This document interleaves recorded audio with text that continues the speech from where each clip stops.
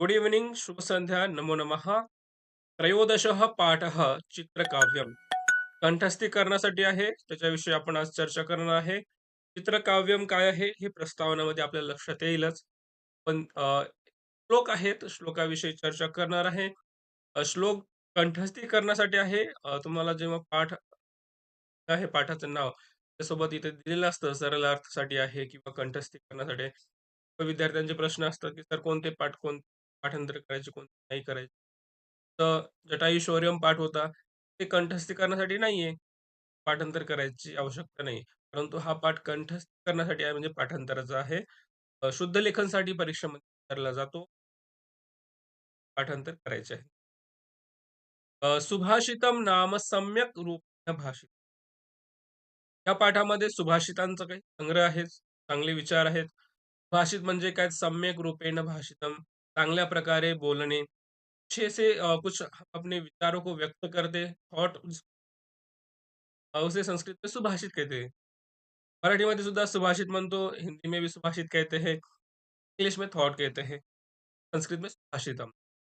संस्कृत सुभाषितानि, सुभाषितम नपुंसकलिंग का शब्द है, उसका बहुवचन है सुभाषितानि. आदर्श जीवनास्य गुह्यम आख्यान. भाषित जे आहेत, आदर्श जीवन, आपलं जीवन कसं असलं पाहिजे, आदर्श असलं पाहिजे, आदर्श विचार असले पाहिजे. ते विचार जसे असतील, त्यानुसार आपलं आचरण असलं पाहिजे. हे सर्व काही आदर्श असलं पाहिजे. तर सुभाषित आपल्याला आदर्श जीवनाविषयी महत्त्वपूर्ण गोष्टी सांगत असतात. आख्यान म्हणजे सांगत असतात. हां, त्यामधून शिकायला मिळतं. वैशिष्ट्यपूर्ण आणि सुभाषित आणि संस्कृत भाषा ह्या स्थान काही वैशिष्ट्यपूर्ण, महत्त्वपूर्ण वेगवेगळे असे काही सुभाषित आहेत. संस्कृत सौंदर्य आहेत. काही त्यांना संस्कृतविषयी म्हणतात, की संस्कृत अवघड आहे. संस्कृतला आपण संस्कृतचं जे नॉलेज आहे, ते अनुवाद झालेले ग्रंथ हिंदी किंवा मराठीमध्ये किंवा अन्य भाषेमध्ये आपण ते वाचू शकतो. अन्य भाषा में जो ट्रांसलेटेड है उसको सीख सकते हैं, ऐसा बहुत सारे छात्रों का किसी विद्वानों का भी मानना ऐसा है कि हम ट्रांसलेटेड पढ़ लें, नॉलेज तो वही है। लेकिन उनको लोग वगैरह जो है ना इस चैप्टर के ट्रांसलेशन करके जो अर्थ है उतना प्रॉपर तरीके से नहीं समझ पाते जितना ओरिजिनल। ट्रांसलेशन सब विद्वान अपने मन से करेंगे। जैसे मैं पढ़ा रहा हूँ, मुझे जैसे समझ में आया मैंने बताया। कोई और टीचर हो, वो अपने मन से जैसे उनको समझ में आया वैसे बताएँगे। और कोई लिखने वाले उन प्रॉपर नॉलेज हमें तभी मिलेगा जब हम लैंग्वेज को अच्छे से समझेंगे, पढ़ेंगे उसी भाषा में, तभी हम उसके असली या ओरिजिनल अर्थ को डुप्लीकेट अर्थ तो है। तो संस्कृत भाषा का महत्व जानना है, तो ऐसे लोग जो आज इस पाठ में पढ़ने वाले हैं, वो एक वैशिष्ट्यपूर्ण श्लोक रूप से हमें पढ़ना चाहिए। जो लोग कहते हैं अनुवाद करके पढ़े, उनके लिए भी ये आज का चैप्टर है, वो ऐसा वैशिष्ट्य महत्वपूर्ण आप अनुवाद करके बुद्धी विकासकानी सुभाषितानी नामचित्रकाव्य. बुद्धी विकास करणारे हे सुभाषित आहे. म्हणजे आपल्या विचारावर, आपल्या बुद्धीवर जोर टाकावा लागणार आहे समजण्यासाठी. जसं आपण मराठीमध्ये कोडं म्हणतो. एखाद्या प्रश्नाचं उत्तर शोधण्यासाठी आपण वेगवेगळे लॉजिक लावत असतो. ठीक है? हिंदी में प्रहेलिका आदि होती है, वैसे ही संस्कृत में चित्रकाव्य है। को समझने के लिए हमें बुद्धि का विकास करना ज़रूरी है, तो बुद्धि का विकास होता है, हम बुद्धि पर अपने नॉलेज पर, अपने दिमाग पर जोर देंगे, क्या होगा? का विकास होने लगेगा। कहानी रंजकानी अपि सन्ति, केवल टेंशन देने वाले या दिमाग पर जोर देने के नहीं, साथ में है, मनोरंजक भी है। म्हणजे हे चित्रकाव्य जे आहेत, चित्रकाव्य नपुंसकलिंग आहे, तर बहुवचन आहे चित्रकाव्य. ते आपल्या बुद्धीचा विकास, नॉलेजचा विकास करणारे आहे. स्मरणशक्ती आदी आपल्या तर्कक्षमता सगळ्या गोष्टीचा विकास करणारे आहेत या भाषेत आणि मनोरंजक सुद्धा आहे, आनंदी पण आहे, इंटरेस्टिंग आहे. अस्मिन् चित्रकाव्ये अंतरालापः अन्योक्तिः हतिः कर्तृगुप्ता प्रहेलिका समस्यापूर्तिः वाको वाक्यम् इत्यादयः सुभाषितानां प्रकाराः सन्ति. ह्या पाठामध्ये अस्मिन् चित्रकाव्ये म्हणजे ह्या चित्रकाव्यामध्ये अंतरालापः, अंतरालापः म्हणजे म्हणजे प्रश्न आणि उत्तर किंवा त्यामध्येच गोष्टी आहेत. प्रश्न भी आहे, उत्तर पण आहे. अन्योक्तीही ते कोणाच्या मार्फत कोणाला सांगणे, हास्योक्ती, जोक वगैरे आहेत. कर्तृगुप्त आहे, म्हणजे कर्ता लपलेला कर्ता ओळखायचा. अशी पहेली आहेत, प्रहेलिका. समस्यापूर्ती आहे. प्राचीन काळी असं काय करायचे राजाच्या दरबारामध्ये असे विद्वान लोक असतात. त्यांना एक काहीतरी प्रश्न, काहीतरी शब्द दिला जायचा, कोणती पंक्ती, लाईन दिली जायची. ते त्यांना सांगायचं की याला काहीतरी पूर्ण करा. ठीक है? कंप्लीट करने के लिए ऐसे समस्या दी जाती थी कि समस्या का समाधान ढूँढो। तो ये सारी चीज़ें इस पाठ के माध्यम से हम पढ़ने वाले हैं, जिसमें अलग-अलग प्रकार के श्लोक हैं, कि कुछ भाषित जो पढ़ रहे थे, थोड़े से अलग है, इन पढ़ने में इंटरेस्टिंग है, चर्चा अभी हम कर रहे हैं। पहला है चित्र को देखिए, चित्र देखकर आपको कुछ चीज़ें आएगी, श्लोक का आपका लॉजिक लगेगा उसमें श्लोक क्या आने वाला है, तो जब श्लोक समझेंगे, पढ़ेंगे, तो आपको तभी समझ में आने लगेगी, ये क्या। पहला श्लोक है कम सम जघान कृष्ण। देखो मैं पढ़ रहा हूँ उसके पहले आपको बता दूं मैं 2 बार श्लोक पढ़ने वाला हूँ। एक फर्स्ट टाइम जो श्लोक पढ़ूंगा वो है प्रश्न, क्वेश्चन। और दूसरी बार जब पढ़ूंगा कहाँ पर रुकना है, कौन सा शब्द कितना मतलब कंटिन्यूअसली बोलना है, त्या आधार पर उसका आन्सर हो जाएगा। म्हणजे त्या श्लोकामध्ये प्रश्न पण आहे आणि उत्तर पण आहे. पहिल्यांदा मी जेव्हा वाचणार आहे, ते प्रश्न म्हणून वाचणार आहे. दुसऱ्या वेळेस वाचेल तेव्हा ते उत्तर म्हणून वाचणार आहे. म्हणजे तुम्हाला लक्षात येईल, की शब्द आपण कुठे ब्रेक करायला पाहिजे. कधी-कधी लिहिताना आपले शिरोलेखा किंवा लाईन अशा चुकतात, की आपण इथपर्यंत द्यायला पाहिजे, तर पुढचे शब्द राहिले किंवा पूर्ण द्यायला पाहिजे, तर अर्धी-अर्धी दिली, कधी देत नाही. त्या शब्दाचा कसा अनर्थ होऊ शकतो, तर हा एक त्याच्या श्लोकामधून आपल्याला ते पहिला श्लोक पहिली म्हणजे मधला पहिला प्रश्न आहे ते बघा प्रश्न. 4 लाईनीमध्ये 4 प्रश्न आहेत. कं संजघान कृष्णः का शीतलवाहिनी गंगा ये दारपोषणरतः बलवंतं न बाधते शीतम्. ह्या आपण आता जे वाचलं त्यामध्ये काय आहे तर प्रश्न आहे. तसं लिहिलं तसं जर वाचलं तर प्रश्न आहे. कं संजघान कृष्णः. कम म्हणजे कोणाला? तर जगान म्हणजे मारले. कृष्णाने कोणाला मारले? का शीतल वाहिनी गंगा. का म्हणजे कोण किंवा कोणती? शीतल वाहणारी गंगा. गंगा म्हणजे कोणती? गंगा नदी एकच आहे. परंतु ॲक्चुअल मधली कोणती नदी? गंगा म्हणजे कोठे किंवा कोणत्या क्षेत्रातील नदी?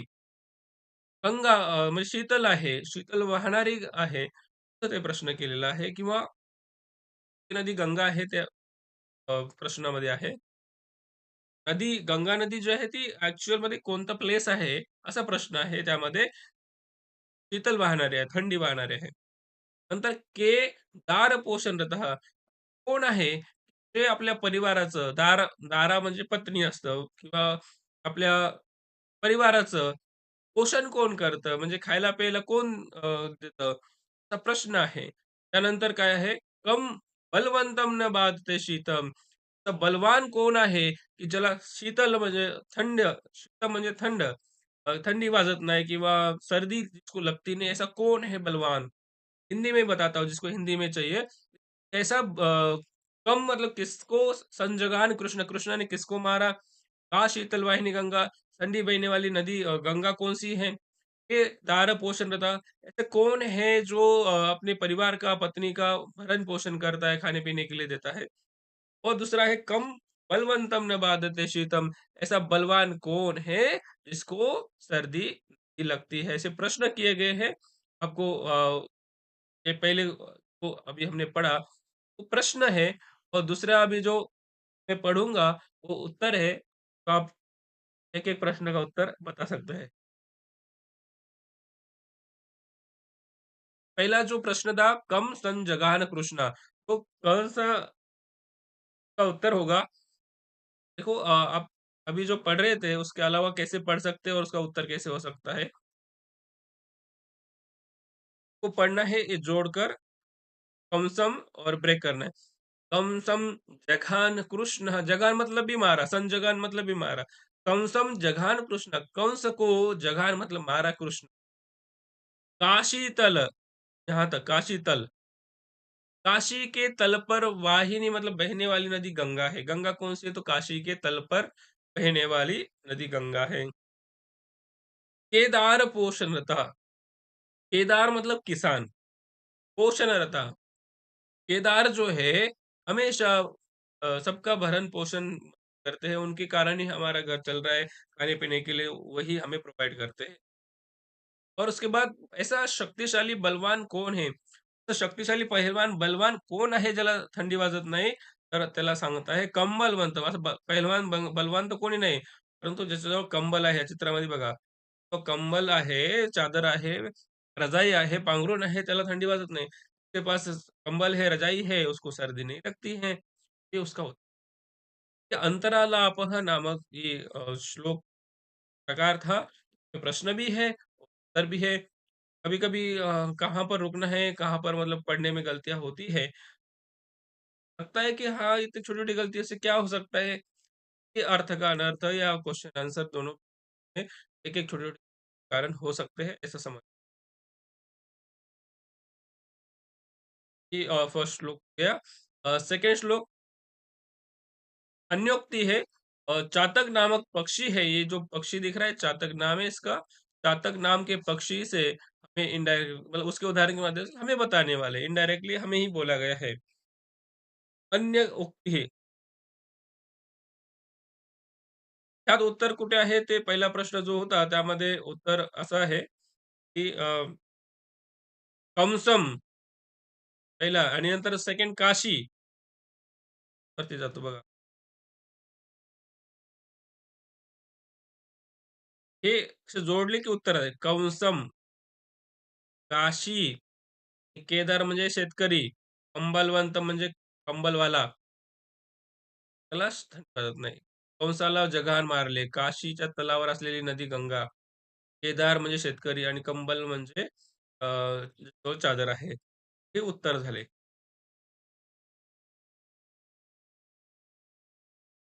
त्यामध्ये प्रश्न उत्तर असं नाहीये. आपल्याला त्या श्लोकाच्या माध्यमातून आपल्याला सांगत आहे. फार सुंदर श्लोक आहे. आपण व्यवस्थित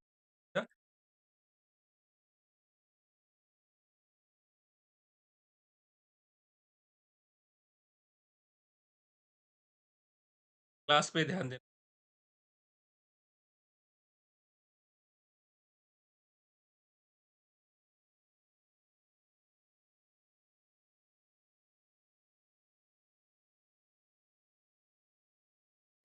बघा शार्दूल विक्रीडितम नावाचं वृत्त आहे, छंद आहे. अ, "रे रे चातक सावधान मनसा, मित्रक्षणं श्रूयताम्. अम्बोदा बहवोऽपि सन्ति गगने, सर्वेऽपि नेतादृशः. केचिदृष्टिभिराद्रयन्ति वसुधाम्, गर्जन्ति केचिद्वृथा. यं यं पश्यसि तस्य तस्य पुरतो मा ब्रूहि दीनं वचः. मा ब्रूहि दीनं वचः. काय सांगत आहे, की "रे रे चातक सावधान मनसा." की "अरे, अरे चातक पक्षी, सावधान मनसा, सावधान मन से, हे मित्र, एक क्षणम श्रूय." अरे मित्र चातक पक्षी, एक क्षण के लिए सुन. मराठीमध्ये "अरे चातक पक्षी, की अरे मित्र चातक पक्षी, एक सेकंद थोड्या वेळासाठी तू ऐक." काय म्हणत आहे? "अंबोदा बहवोपि सन्ति गगने." गगने आकाशामध्ये. गगन में, आकाश में, बहवोपि सारे आहेत. काय? अंबोदा. बादल हिंदी में, मेघ जिसको कहते हैं, बहुत सारे हैं. अंबोदा बहवोऽपि सन्ति गगने, सर्वेऽपि नेतादृशा. सर्व त्या प्रकारचे नाहीये, एकसारखे नाहीयेत. नेतादृशा, न प्लस एतादृशा एकसारखे नाही. सर्व ढग, सर्व जे आहेत आकाशामध्ये बादल, सब एक जैसे नहीं होते हैं. केचित् वृष्टिभिराद्रयन्ति वसुधाम्. जो होते हैं वृष्टी से, बारिश से म्हणजे काही पावसाने काय करतात, आर्द्रयन्ति वसुधाम, वसुधाम म्हणजे पृथ्वीला. अर्थ को इस पृथ्वी को, धरती को, या पृथ्वीला काय करतात? पावसाने, पाण्याने आर्द्रयंती म्हणजे ओले करतात. क्रियापद आहे आर्द्रयंती. गर्जंती केचिद वृथा. वृथा मतलब व्यर्थ. ते व्यर्थामध्ये, बेकार में क्या कर देते हैं? गरजते. काही फक्त गरजतात, काही खरोखर पावसाने पूर्ण सृष्टीला, पूर्ण वसुधा पृथ्वीला ओले करून टाकतात. चातक पक्षी जो आहे, त्याला असं म्हणलं जातं त्याच्याविषयी, की फक्त तो पावसाचंच पाणी पितो. ऐसा कहा जाता है चातक पक्षी के बारे में, केवल वो बारिश का ही पानी पीता है। एक तो वो प्यासा मर जाएगा या बारिश का वेट करेगा। इस तरह से या भगवान से बारिश की याचना करता है, लेकिन इधर-उधर का पानी नहीं पीता है, ऐसा चातक पक्षी के बारे में। और एक श्लोक उसके में आता है यहाँ पे नहीं, एकः एव खगो मानी वने वसति चातकः।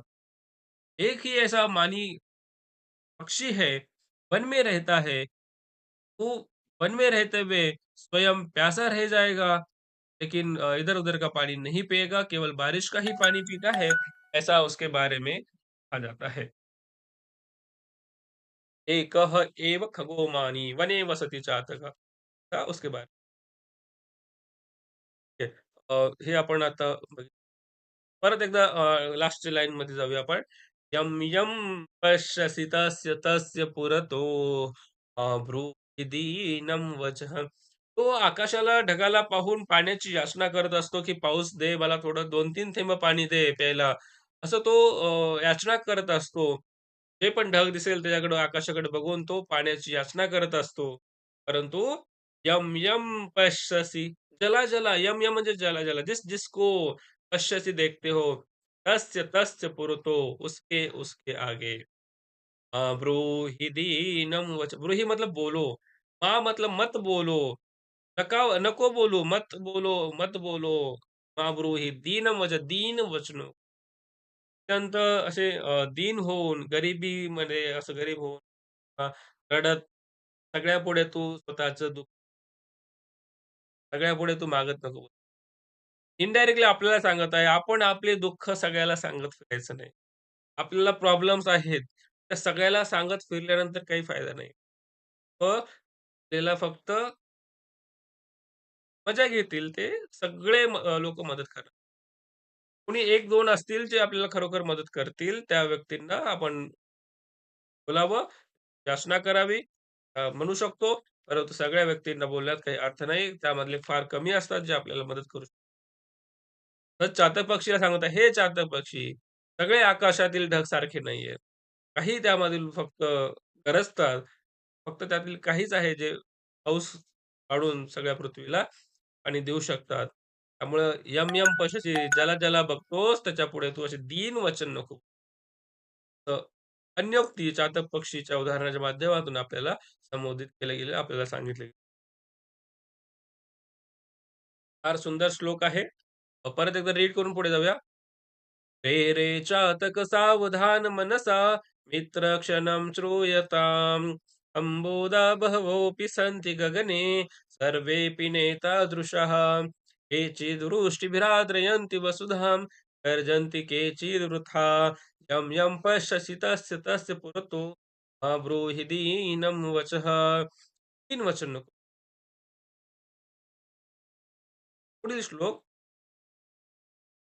अनुष्टुप वृत्त छोटासा छंद आहे. याच्यामध्ये हास्योक्ती, जोक आहे, व्यंग आहे. की आता हे खरोखर समजून त्याला तसं नाही करायचं. आपण हे व्यंग म्हणून आहे.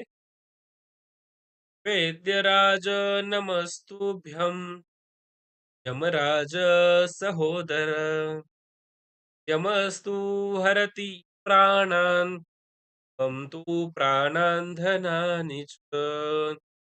काय सांगत आहे? वैद्यराज, हे डॉक्टर, तुला नमस्कार असो. वैद्यराज नमस्तुभ्यं. का नमस्कार? यमराज सहोदरा, सहोदर म्हणजे भाऊ, सख्खा भाऊ. यमाचा तू सख्खा भाऊ आहे. यमराज जे आहे, यम जो प्राणहरण करणारा आहे, तू त्याचा सख्खा भाऊ आहे. म्हणून डॉक्टर, हे वैद्य तुला नमस्कार. का म्हणत आहे? यमस्तु हरति प्राणन. यम काय करतो? प्राणहरण करतो. यमस्तूमध्ये संधी. यमः प्लस तू विसर्ग होतो. यमः प्लस तू. यम तो प्राण हरण कर लेता है, लेकिन प्राण और धन पहले को एडमिट कर लिया हॉस्पिटल में। डॉक्टर को पता है कि अभी उस पर कोई इलाज करके फ़ायदा नहीं है, मरने वाला है। फिर भी क्या करते हैं, या मर जाने के बाद भी कुछ बताते नहीं जल्दी। कुछ डॉक्टर की बात कर रहे हैं, क्या कर देते हैं, एडमिट करते हैं, ये ऑपरेशन करना पड़ेगा, ये करना पड़ेगा, ये इतना पैसा लगेगा। पहले बिल करवा देते हैं, पैसे ले लेते हैं। आदमी क्या हो जाता है, कंगाल हो जाता है। सारे पैसे उससे ले लिए जाते हैं, हरण कर लिए जाते हैं और उसके बाद प्राण भी हरण कर लेता, बचा नहीं पाते हैं। कुछ डॉक्टर लालची डॉक्टर, पैसे के लालची डॉक्टर कहते हैं, लेकिन कोरोना के समय जो मतलब परिवार वाले भी जब पास में नहीं आ रहे थे, डॉक्टर उनका कर रहे थे, बचाने के लिए कोशिश कर रहे थे। ये बात अलग है। ये बात अलग है। ये ये है, कुछ डॉक्टर जो करते हैं उनके लिए ये रोक बनाया गया है। क्या है? "वैद्यराज नमस्तुभ्यं." "हे डॉक्टर, तुला नमस्कार असो. यमाचा तू भाऊ आहे, सख्खा भाऊ आहे. यम फक्त प्राण घेतो, परंतु तू प्राण आणि धन दोन्ही हरण करतो." "वैद्यराज नमस्तुभ्यं." "यमराज सहोदर." "यमस्तु हरति प्राणान् त्वं प्राणान् धनानि च." तू प्राण आणि धन दोन्ही हरण करतो, सांगितलेलं. पुढील श्लोकाकडे जाऊया. त्यामध्ये कर्तृत्व प्रहेलिका आहे, कर्ता लपलेला आहे. आपल्याला ते शोधून लिहायचं आहे, शोधायचं आहे. ते डायरेक्ट कर्ता आपल्याला नाही मिळणार, परंतु थोडंसं डोकं लावल्यानंतर योग्य उत्तर आपल्याला मिळेल. रामायणाचा प्रसंग सगळ्याला माहीत आहे. रामायणामध्ये सीतेचं अपहरण कोणी केलं होतं? रावणाने केलं होतं. सगळ्यांना माहिती आहे. राक्षसेभ्य सुतां हृत्वा जनकस्य पुरीं ययौ. अत्र कर्तृगुप् अत्र कर्तृपदं गुप्तं जानाति स पंडितः. ये राक्षसेभ्यः सुतां हृत्वा जनकस्य पुरीं ययौ. अत्र कर्तृपदं गुप्तं यो जानाति स पंडितः. कर्तृगुप्ता प्रहेलिका आहे. काय सांगत आहे? जसा श्लोक आहे तसा अर्थ जर घेतला, तर राक्षसेभ्य सुतां हृत्वा, राक्षसांकडून, उदाहरणार्थ हा रावण आहे, ठीक आहे. त्या रावणाकडून रावणाची सुता म्हणजे मुलगी किंवा कोणतीतरी स्त्री, तिचं काय केलं? अपहरण केलं. हृत्वा म्हणजे हरण करून. जनकस्य पुरीं ययौ. जनकाच्या पुरी म्हणजे सीता जिथे राहत होती, त्या जनकाच्या पुरी म्हणजे नगरीमध्ये ययौ म्हणजे गेला. ते उलटच घेतलं. म्हणजे काय सांगत आहे, ययो म्हणजे गेला, की राक्षसांकडून कन्येचे हरण करून जनकाच्या नगरीत गेला. कोणीतरी एक व्यक्ती काय केलं, त्यानं रावणाच्याच राक्षसांच्याच त्याला कन्येला अपहरण करून घेऊन गेला. झालं नव्हतं रामायणामध्ये. अत्र कर्तृपदम गुप्तम यो जानाति. इथे कर्ता लपलेला आहे. तो जाणतो, तो विद्वान आहे, पंडित आहे, असं सेकंड लाईनमध्ये म्हटलं. सेकंड लाईनचा आपल्याला काही एवढा प्रश्न नाही. फर्स्ट लाईनमध्ये प्रश्न आणि उत्तर दोन्ही पण. पहिली लाईन आहे, की राक्षसांच्या कन्येला अपहरण करून कोणीतरी जनकाच्या नगरीमध्ये गेला. असा ते वाक्याचा अर्थ. परंतु ॲक्चुअलमध्ये असं झालेलं नाहीये. थोडंसं वेगळ्या अर्थाने, वेगळ्या प्रकाराने आपल्याला तिचा अर्थ घ्यावा लागेल, की राक्षसेभ्य जो शब्द आहे, त्यामध्ये इथे थोडंसं त्याला शब्दाची फोड करायला पाहिजे. राक्षस इभ्य काय आहे? राक्षस इभ्य, इभ्य, राक्षस इभ्य असा शब्द आहे. राक्षस इभ्य म्हणजे इभ्यचा अर्थ होतो राजा. राक्षसांचा राजा, राक्षसांचा राजा, राक्षसभ्य म्हणजे सेम शब्द वाचला तर राक्षसांकडून असा अर्थ झाला. राक्षसांच्या कन्येचं अपहरण करून. परंतु राक्षसेभ्य म्हणजे राक्षसांचा राजा. सुतां हृत्वा, कन्येचं अपहरण करून, जनकस्य सुतां हृत्वा, जनकाच्या म्हणजे सीताचे वडील जे होते जनक, त्यांच्या कन्येचं अपहरण करून, म्हणजे सीतेचं अपहरण करून, जनकस्य सुतां हृत्वा पुरीं ययौ. जी पुरी होती, राक्षसांची पुरी म्हणजे नगरी, तर तिथे तो घेऊन गेला. श्रीलंका जो होती, लंकापुरी. तर तिथे तो घेऊन गेला, असा त्याचा अर्थ झाला. राक्षसेभ्य सुतां हृत्वा तर राक्षसेभ्य राक्षसांचा राजा सुतां हृत्वा कन्येचं अपहरण करून, जनकाच्या कन्येचं अपहरण करून पुरीम ययो तो त्याच्या लंकापुरीमध्ये गेला. असा त्याचा अर्थ झाला.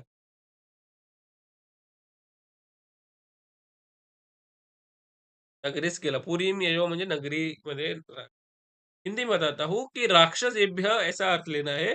राक्षस इभ्य मतलब राक्षसों के राजा मतलब रावण सुताम हृत्वा सुता को लेकर जनकस्य सुताम हृत्वा जनक की कन्या को लेकर पुरी में यो अपने नगर चला गया। यो मतलब गया, ऐसा उसका अर्थ है।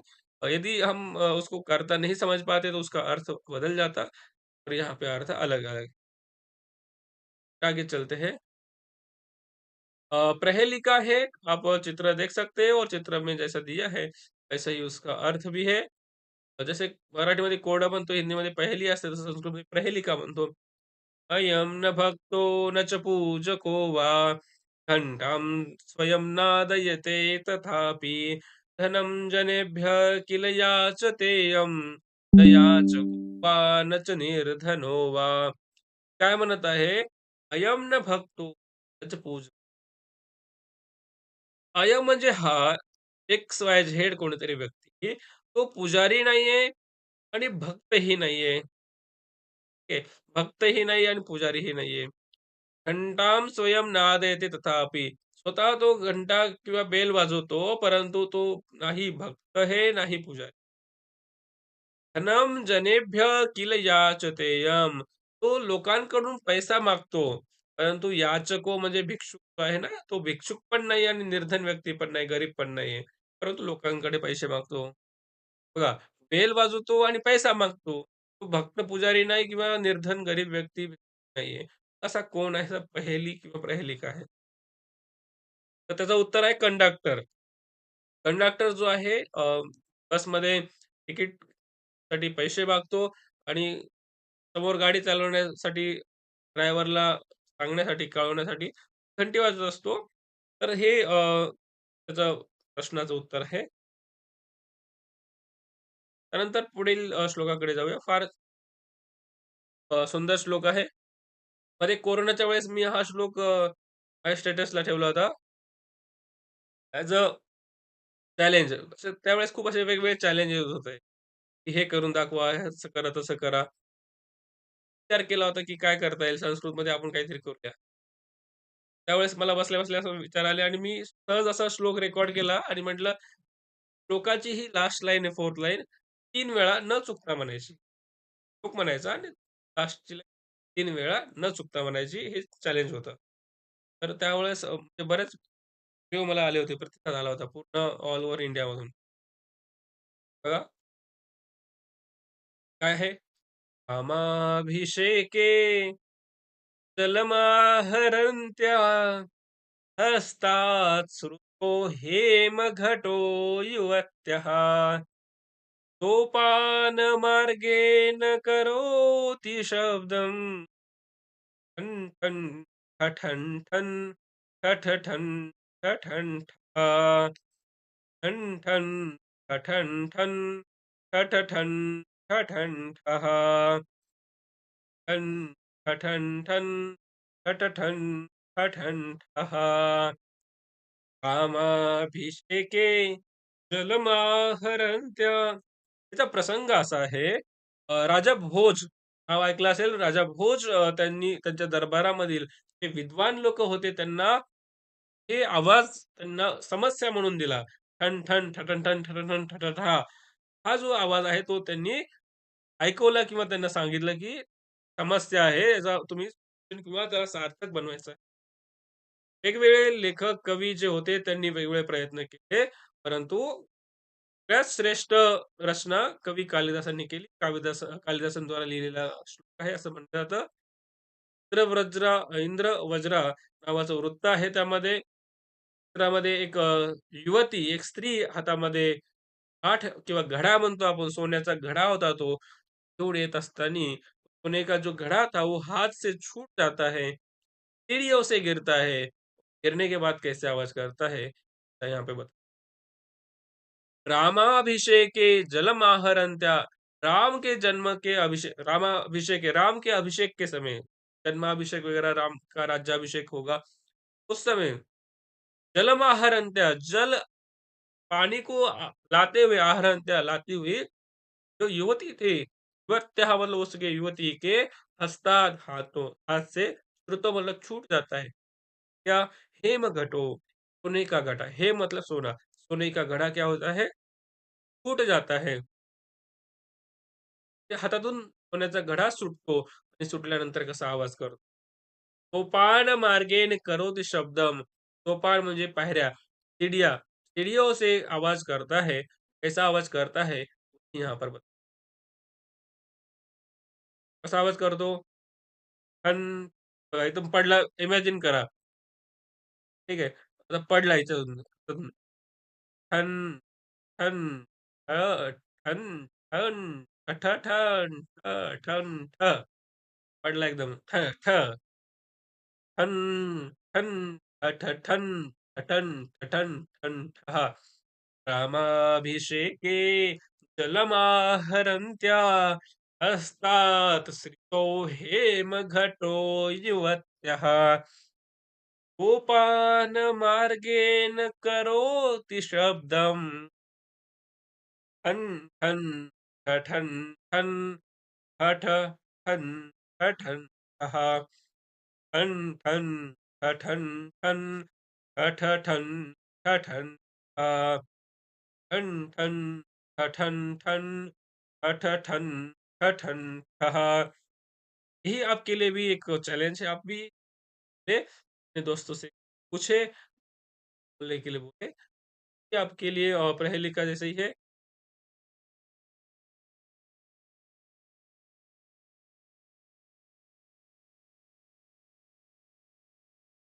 ये यहाँ पर हो गया है। प्रतिपदम संस्कृतम आज तो नहीं होगा।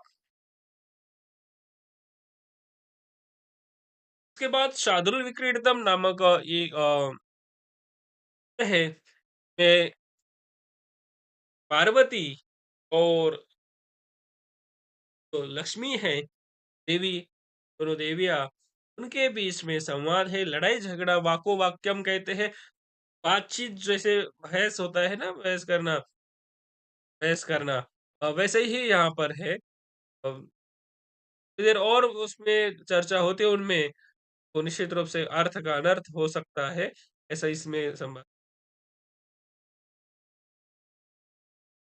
इक्षुक्वस्ति बलिर्मखे पशुपतिः किं नास्ति असौ गोकुले मुग्धे पन्नगभूषणः सखि सदा एते च तस्योपरि हरे मुञ्च विषादमाशु कमले नाहं प्रकृत्याचला चेतं वे गिरिजा समुद्रसुतयो भाषणं पातु वः वाको वाक्यम कह रहे हैं इसको क्या कह रहे हैं कि लक्ष्मी सगळ्यात अगोदर विचारते की भिक्षुक वास्ती बलेरमखे तो भिक्षुक वास्ती म्हणजे भिक्षुक जो आहे तो कोठे आहे? तर लक्ष्मी पार्वतीला विचार पार्वती काय उत्तर देते? बळीच्या यज्ञ बलेरमखे म्हणजे बळीच्या यज्ञामध्ये गेलेले आहेत. परत पार्वती विचारते, "पशुपती किं नास्ति असो गोकुले?" पशुपती कुठे आहेत? ते गोकुळात नाहीत का? असा प्रश्न केला.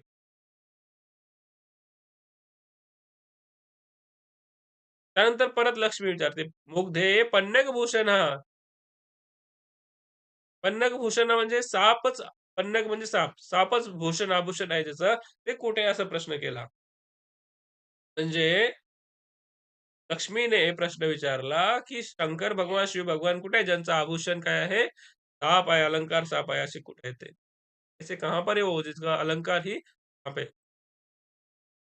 नंतर पार्वती परत विचारते, "सखी सदा शेते च तस्योपरी." सखी तो त्यावरच नेहमी निद्रासुख घेतो.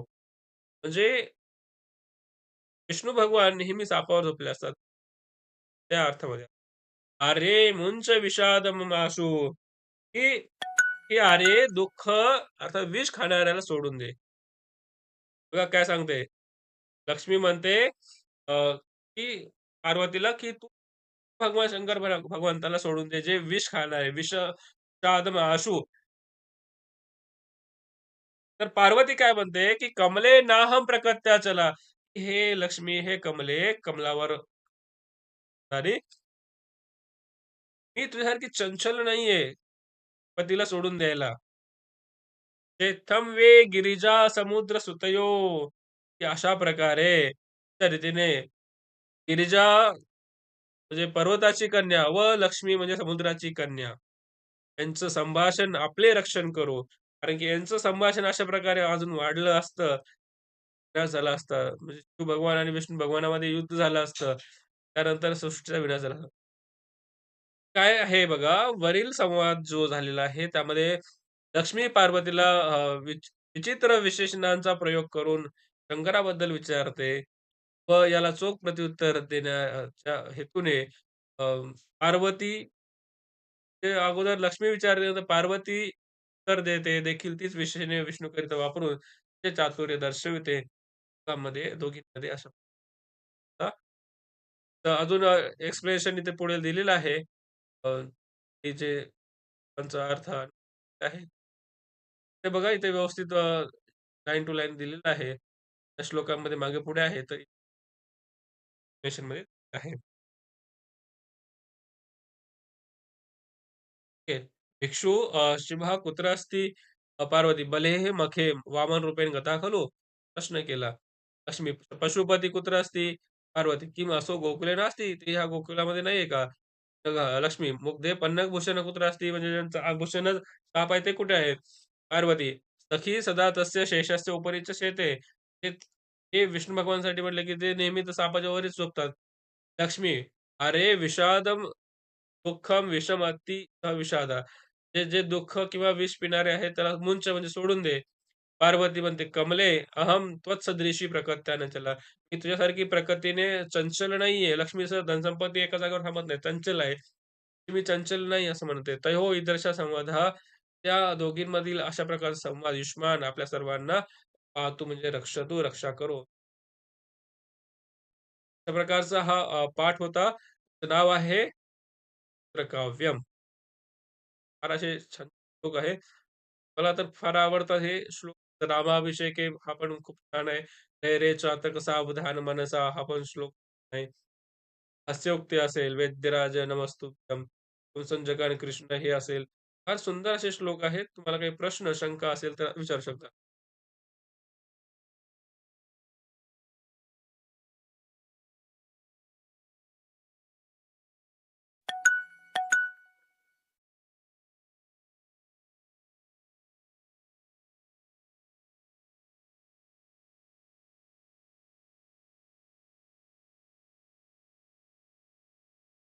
गुड क्वेशन आहे. जे एक श्लोक आहे. "रामाभिषेके जलमाहरंत" त्याचं उच्चारण कसं करायचं? ठम की ठण? कारण की काही ठम उच्चारण करतात, काही ठण करतात. बघा ठम हे मराठी वगैरेमध्ये ठीक आहे, परंतु ॲक्चुअलमध्ये त्याचं उच्चारण शुद्ध लेखनामध्ये ठण-ठण व्हायला पाहिजे. जर म हलंत असेल, ठीक आहे. नियम समजून घ्या. ठम किंवा म हलंत असेल किंवा अनुस्वार असेल, ठीक आहे. तर अनुस्वाराच्या पुढे काय आहे? अनुस्वाराच्या पुढे ठ आहे. मग ट, ठ, ड, ठ आणि ण, ट, ठ, ड, ध, न, थ, थ, द, ध, न. तर त्या पुढील नुसार करायला पाहिजे. ठण, ठण, ठठण, ठण, ठठण, ठ. म्हणजे अनुस्वाराच्या पुढे जो व्यंजन आहे, त्या वर्गातील 5वं व्यंजन जे आहे, त्यानुसार ते उच्चारण केलं जातं. ते क असेल क, अ, क, अ, य. ते क वर अनुस्वार असेल तर त्याचं उच्चारण हे होतं. म होत नाही सगळ्या ठिकाणी. ठीक आहे. त्यानंतर जसं गंगा आहे बघा, उदाहरणार्थ हिंदीमध्ये किंवा मराठीमध्ये गंगा. संस्कृतमध्ये लिहिताना असं लिहितो आपण गंगा. कारण की ह्या अनुस्वाराचं आपण गच्या पुढे ग असल्यामुळे 5वा वर्ण घेत असतो. तर ठम त्यावर अनुस्वार आहे आणि पुढे ठ आहे म्हणून ट, ठ, ड, ढ, ण. तर ते उच्चारण असलं पाहिजे. ठण, ठण, ठण, ठण, ठठण, ठण, ठठठण, ठठण. हां.